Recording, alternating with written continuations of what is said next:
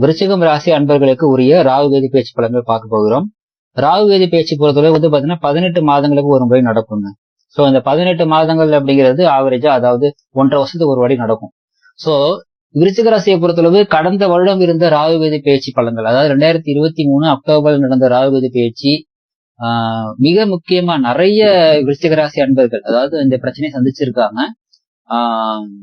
ரொம்ப முக்கியமா வந்து பாத்தீங்கன்னா இளம் வயதில் இருக்கக்கூடிய பெண்கள் முதற்கொண்டு ஆண்கள் முதற்கொண்டு திருமணமான ஆண்கள் பெண்கள் முதற்கொண்டு இந்த பிரச்சனையை வந்து அட்டன் பண்ணியிருக்காங்க. ஒண்ணு, பொருளாதார லெவல்ல மிகப்பெரிய வீழ்ச்சியை சந்திச்சிருக்காங்க.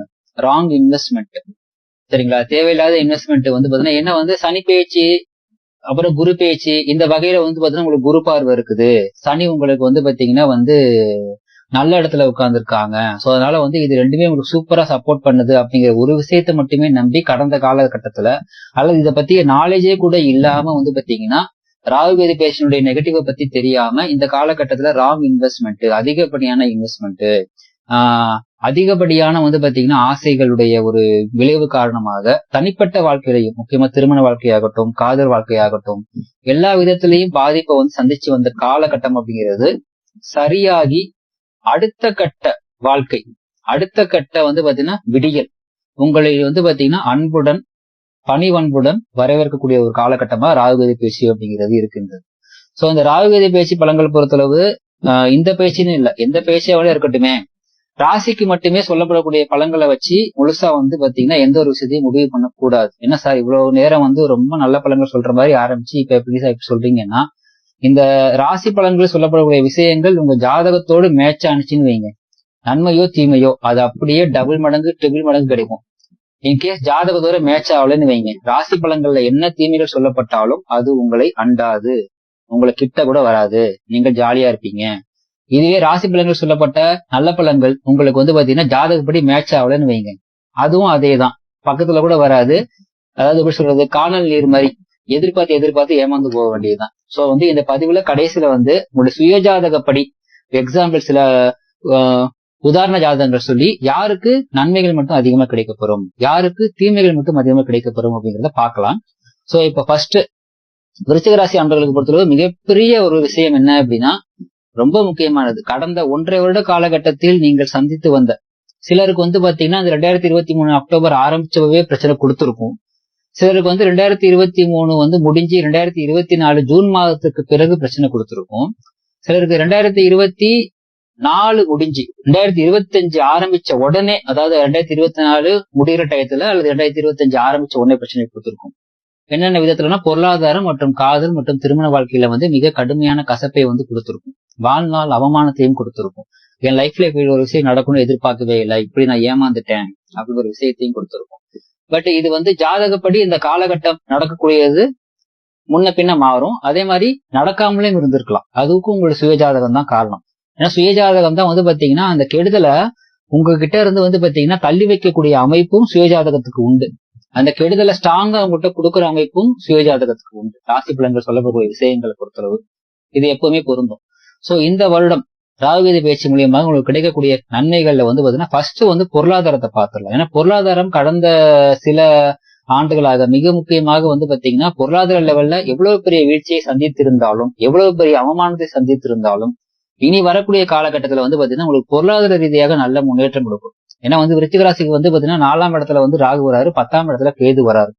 சோ இது வந்து பாத்தீங்கன்னா மேலோட்டமா பார்த்தோம் அப்படின்னா வந்து பாத்தீங்கன்னா கெடுதல் தரக்கூடிய அமைப்பு கிடையாது பொருளாதார ரீதியாக. ஆனா அதே சமயம் உங்களுடைய நன்மையே அது தடுக்காது, உங்களுக்கு கிடைக்கக்கூடிய நன்மையே அது தடுக்காது. ஏன்னா வந்து குரு பகவான் அடுத்த மாசம் பயிற்சி ஆகுறாரு, அவர் 2ஆம் இடத்தை பாக்குறாரு. சோ 2ஆம் இடத்தை பார்க்க போறதுனால உங்களுடைய பொருளாதாரம் கண்டிப்பா இன்க்ரீஸ் ஆக போகுது, மாற்றுக்கிறது இல்ல. சோ அது சம்பள உயர்வா இருக்கலாம்.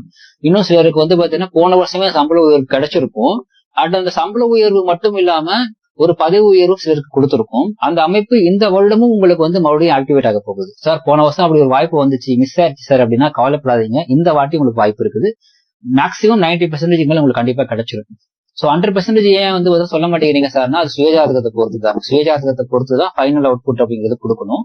சோ பொருளாதாரத்தை பொறுத்தளவு பயப்பட தேவையில்லை. உங்களுடைய கடன் வந்து பாத்தீங்கன்னா உங்களுக்கு அச்சுறுத்தக்கூடிய கடன் கூட வந்து பாத்தீங்கன்னா இனி வரக்கூடிய காலகட்டத்துல உங்களுடைய கண்ட்ரோலுக்குரிய ஒரு இது கடனா மாறிடும். லைக் இப்போ வந்து பாத்தீங்கன்னா உங்களுக்கு மாசம் ஒரு 10,000 வருமானம், 10,000 ரொம்ப கம்மி, ஒரு 50,000 வருமானம் வருது, ஆனா இஎம்ஐ 60,000 இருக்குன்னு வைங்க, கஷ்டம். இது 50,000 வருமானம் வருது, ஆனா இஎம்ஐ உங்களுக்கு 20,000 தான் இருக்குதுன்னு வைங்க, உங்களுக்கு அது ஈஸி. சோ உங்களுடைய கட்டுக்குள் இருக்கக்கூடிய ஒரு கடனாக இனி வரக்கூடிய ஒரு காலகட்டம் மாறும். சோ அப்ப என்ன ஆகும்னா, உங்களுக்கு வருமானம் இன்க்ரீஸ் ஆகும்போது ஆட்டோமேட்டிக்கா 60,000 இஎம்ஐ கட்ட வேண்டிய இடத்துல 50,000 வருமானம் வருது. 1,00,000 வருமானம் வந்தா உங்களுக்கு அது இஎம்ஐ பாத்தீங்கன்னா கட்டுறதுக்கு உங்களுக்கு சிரமம் இருக்காது இல்லையா? சோ அது மாதிரி உங்களுடைய பிரச்சனைகளை குறைக்கக்கூடிய ஒரு காலகட்டமாக இந்த காலகட்டத்துல இருக்குது. சோ வேலை, தொழில் இது ரெண்டுலயுமே பாத்தீங்கன்னா உங்களுடைய நேரத்தை விரயம் பார்க்காம உழைச்சிங்கன்னா இந்த காலகட்டத்துல உங்களுக்கு கண்டிப்பாக பாத்தீங்கன்னா முன்னேற்றம் அப்படிங்கிறது அல்வா துண்டு மாதிரி கிடைச்சிடும்.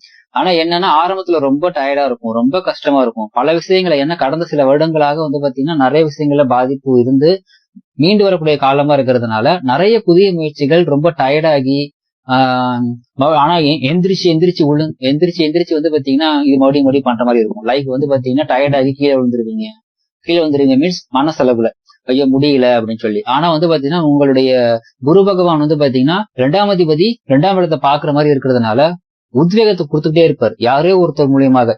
சரிங்களா? அது பாத்தீங்கன்னா யாரா வேணா இருக்கலாம், அல்லது ஒரு புக்கா இருக்கலாம், அல்லது ஒரு நபரா இருக்கணும் அவசியம் கிடையாது. நீங்க படிக்கிற புக்கு, நீங்க பழகுற நபர்கள், உங்களுக்கு பாத்தீங்கன்னா ஒரு பாட்டு, ஏதோ ஒரு விஷயத்துல பாத்தீங்கன்னா உங்களுக்கு உத்வேகம் கொடுத்துக்கிட்டே இருக்கும். அந்த உத்வேகம் பாத்தீங்கன்னா உங்களை செயல்பட வைத்துக் கொண்டே இருக்கும். ஏன்னா உங்களுடைய ராசிக்கு 12ஆம் இடத்தையும் பாக்குறாரு. சோ 12ஆம் இடத்தை பார்க்கும் பொழுது பாத்தீங்கன்னா நல்ல இன்னைக்கு முன்னாடி பாத்தீங்கன்னா தூங்க முடியாம மனசுல ரொம்ப கஷ்டப்பட்ட காலம் அப்படிங்கிறது மாறி நிம்மதியான தூக்கம் அப்படிங்கிறது கொடுக்கும். அந்த நிம்மதியான தூக்கத்தினால பாத்தீங்கன்னா உடல் நலத்தை பாத்தீங்கன்னா இன்க்ரீஸ் பண்ணிக்க முடியும். சோ இந்த காலகட்டத்துல நைட் டைம் ரொம்ப முழிக்காதீங்க. அதாவது உறங்க வேண்டிய நேரத்துல, ஏன்னா நைட் டைம் ஒர்க் பண்றவங்க என்ன சார் பண்றதுன்னா, உறங்க வேண்டிய நேரத்துல கரெக்டா பாத்தீங்கன்னா உறங்க சென்று விடுங்கள். அது உங்களுக்கு இந்த டயத்துல நல்ல ரிசல்ட் கொடுக்கும். சரிங்களா? குடும்பத்தை பொறுத்தளவு, காதல் திருமணம் பொறுத்தளவு பாத்தீங்கன்னா உங்களுடைய வாழ்க்கையில உங்களுடைய வாழ்க்கை துணை சந்திக்கக்கூடிய ஒரு காலகட்டமா இந்த டைம் இருக்குது. ஏன்னா போன வாட்டி பாத்தீங்கன்னா ஒரு தவறான காதல், ஒரு தவறான பாத்தீங்கன்னா பொருளாதார இன்வெஸ்ட்மெண்ட், இதுல எல்லாம் சிக்க வச்ச இதே ராகுகேது பேச்சு இந்த முறை பாத்தீங்கன்னா உங்களுக்கு சரியான வழிகாட்டுதலை கொடுக்கக்கூடிய ஒரு அமைப்புல இருக்குது. ரொம்ப முக்கியமா குரு பகவானும் அதுக்கு சப்போர்ட் பண்றாரு, சனி பகவானும் அதுக்கு சப்போர்ட் பண்றாரு. பட் இதுல ஒரே ஒரு விஷயம்னா பாத்தீங்கன்னா இந்த காலகட்டம் பாத்தீங்கன்னா உங்களுக்கு ஆல்ரெடி லைக் பரமோத வாசல்ல பாத்தீங்கன்னா ஒரு விளையாட்டு விளையாடும் போது பெரிய பாம்பு கொத்திருச்சுன்னு வைங்க, அதுக்கப்புறம் பாத்தீங்கன்னா ஒவ்வொரு வாட்டி நகரும் பொழுதும் ஏதாவது பாம்பு கொத்திருமோ அப்படிங்கிற ஒரு பயம் இருக்கும். சரிங்களா? அதாவது பாத்தீங்கன்னா ஒரு கெடுதல் நடந்துருமோ அப்படிங்கிற ஒரு பயம் இருக்கும். அந்த பயம் காரணமாக பாத்தீங்கன்னா உங்களுக்கு வரக்கூடிய நல்ல வாய்ப்புகள் கூட பாத்தீங்கன்னா இந்த காலகட்டத்துல இது நல்ல வாய்ப்பு தானா, மறுபடியும் பாத்தீங்கன்னா நம்பலாமா, பொருளாதார வாழ்க்கையை பொறுத்தளவும் சரி, காதல் வாழ்க்கையை பொறுத்தளவும் சரி, திருமண வாழ்க்கையை பொறுத்தளவும் சரி. ஏன்னா திருமணம் சார்ந்தும் இந்த காலகட்டத்துல பாத்தீங்கன்னா தவறான ஒரு நபரை திருமணம் செய்து கொண்டு விவாகரத்து பெற்றவர்களாக இருந்தாலுமே சரி, இந்த காலகட்டத்துல உங்களுக்கு புதிய வாழ்க்கையை நோக்கி உங்களுடைய லைஃப்ல உங்களுக்கு தேவையான நல்ல விஷயத்தை கொண்டு வந்து கொடுக்கக்கூடிய ஒரு காலகட்டமாக இருக்கிறது. ஆனா சனி பகவானுடைய ஒரு பார்வையும் இதுல இருக்கிறதுனால அதுல மனம் மிக அதிகப்படியான குழப்பத்துல இருக்கும், மிக மிக அதிகப்படியான குழப்பத்துல இருக்கும். அந்த குழப்பத்துக்கு எல்லாத்துக்கும் தீர்வு கிடைக்கணும்னா என்னங்க பண்ணணும்? உங்களுக்கு பிடிச்ச இஷ்ட தெய்வம் எதுவோ அந்த தெய்வத்தை கெட்டியா பிடிச்சுக்கோங்க. எந்த தெய்வமா இருந்தாலும் சரி, உங்களுக்கு இந்த தெய்வம் எனக்கு ரொம்ப பிடிக்குங்க, அந்த தெய்வத்தை கெட்டியா பிடிச்சுக்கோங்க. உங்களுடைய வீட்டில் வாழ்ந்து மறைந்த முன்னோர்கள், அதாவது பித்ருக்கள், சரிங்களா, அவங்களை கெட்டியா பிடிச்சுக்கோங்க. யாரையாவது குருவா நினைக்கிறீங்களா, அவங்களை கெட்டியா பிடிச்சுக்கோங்க. சரிங்களா? ஏதேனும் ஒரு வழியில உங்களுக்கு உண்டான நல்ல வாய்ப்புகளை நல்ல விதமா அவங்க கையில கொண்டு வந்து கொடுத்துரும். சோ அப்ப உங்களுக்கு பாத்தீங்கன்னா திருமணம், காதல், பொருளாதாரம், புதிய வீடு, சொத்துக்கள் வாங்குறது, நில விற்பனை, இடம் விற்பனை, அதாவது வீடு விற்பனை அப்படின்னு எல்லா விதத்திலுமே, குழந்தை பிறப்பு அப்படின்னு எல்லா விதத்திலுமே பாசிட்டிவான அமைப்புகள் அப்படிங்கிறது விருச்சிக ராசிக்கு இருக்குது. இன்னும் சொல்ல போனா இந்த வருடம் திருமணம் அதிகமாக நடக்கக்கூடிய ராசிகள்ல பாத்தீங்கன்னா 3 ராசிகள் இருக்குது. அதுல பாத்தீங்கன்னா ஆல்ரெடி ஒரு ராசி சொல்லிட்டேன், அவங்களுக்கு பலன்கள் பாத்தீங்கன்னா கடகராசி அப்படின்னு. அடுத்த ராசியாக இருப்பது விருச்சிக ராசி, இதுக்கு அடுத்து இருக்கிறது மீன ராசி. சோ கடகம், விருச்சிகம், மீனம் இந்த ராசிகளுக்கு பாத்தீங்கன்னா இந்த காலகட்டத்துல, இந்த ராகுகேது பயிற்சி காலகட்டத்துல அதிகப்படியான திருமணம் நடக்கக்கூடிய ராசிகள்ல இந்த ராசிகள் முதன்மையான ராசிகளா இருக்குது. சோ இந்த காலகட்டத்துல உங்களுக்கு திருமண வாய்ப்பு கைகூடி வருது அப்படின்னா அந்த திருமண வாய்ப்பை பாத்தீங்கன்னா கொஞ்சம் பயம் கலந்த நிலையில நீங்க அந்த திருமண வாழ்க்கையை ஏத்துக்கிற மாதிரி இருக்கும். ஏன்னா சனி பகவானுடைய பார்வை 2ஆம் இடத்தை பாக்குது, குரு பகவானுடைய பார்வை 2ஆம் இடத்துக்கு வரும் பொழுது சுப நிகழ்வையும், சனி பகவானுடைய பார்வையும் அந்த 2ஆம் இடத்துக்கு இருக்கும் பொழுது அந்த சுப நிகழ்வு சார்ந்து ஒரு பயத்தையும் குழப்பத்தையும் கொடுக்கும். பட் பயப்படவே தேவையில்லை. 10ஆம் இடத்துல கேது பகவான் அமர்ந்திருப்பதனால, 10ஆம் இடம் அப்படிங்கிறது பாத்தீங்கன்னா கர்மஸ்தானம், அந்த இடத்துல கேது பகவான் அமர்றாரு. சோ கேது பகவானுக்குரிய ஒரு தெய்வம் அப்படின்னு சொல்லி பார்த்தோம்னா வந்து பாத்தீங்கன்னா ஆண்டி குளத்தில் இருக்கக்கூடிய தெய்வங்கள் விநாயகர், ஆஞ்சநேயர், சித்தர்களுடைய ஜீவ சமாதி, பெரிய குருமார்கள். சோ இது மாதிரியான ஏதேனும் ஒரு வழிபாட்டை நீங்க கெட்டியா பிடிச்சுக்கோங்க. உங்களுடைய இஷ்ட தெய்வமா இது இருக்குதுன்னா ரொம்ப சந்தோஷம், இன்னும் கெட்டியா பிடிச்சுக்கோங்க. இந்த காலகட்டம் மிக சிறப்பான ஒரு காலகட்டமாக இருக்கும். சரி, இப்ப இதுல சொல்லப்பட்ட பலன்களை பொறுத்தளவு வந்து பாத்தீங்கன்னா நன்மைகளும் இருக்குது, தீமைகளும் இருக்குது, சில தீமைகளும் இருக்குது.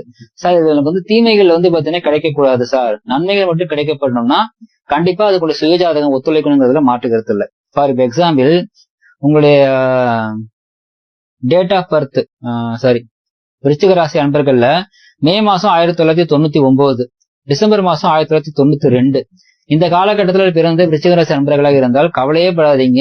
இந்த பதிவுல சொல்லப்பட்ட அல்லது இந்த பதிவுல இல்லாம வேற எந்த பதிவுல நீங்க எந்த நல்ல பலன்கள் கேட்டிருந்தாலுமே அத்தனையும் உங்களுக்கு பல மடங்கு, 2 மடங்கு, 3 மடங்கு, 4 மடங்கு அதிகமாக கிடைக்கப் பெறுவீர்கள். இதே 1994 டிசம்பர், 1994 மார்ச் இந்த காலகட்டத்தில் பிறந்த விருச்சிகம் ராசினா கடந்த காலத்தில் இருந்து வந்த பிரச்சனைகள் இன்னமும் தொடரும், இன்னும் அதிகமாகவும் வாய்ப்பு உண்டு. சோ வந்து பாத்தீங்கன்னா இப்பவும் உங்களுக்கு வரக்கூடிய அந்த திருமண வாழ்க்கையாகட்டும், காதல் வாழ்க்கையாகட்டும், பொருளாதாரமாகட்டும், எல்லாத்திலையுமே வந்து பாத்தீங்கன்னா இன்னமும் பிரச்சனைகள் அதிகமாக போகிறதுன்னு அர்த்தம்.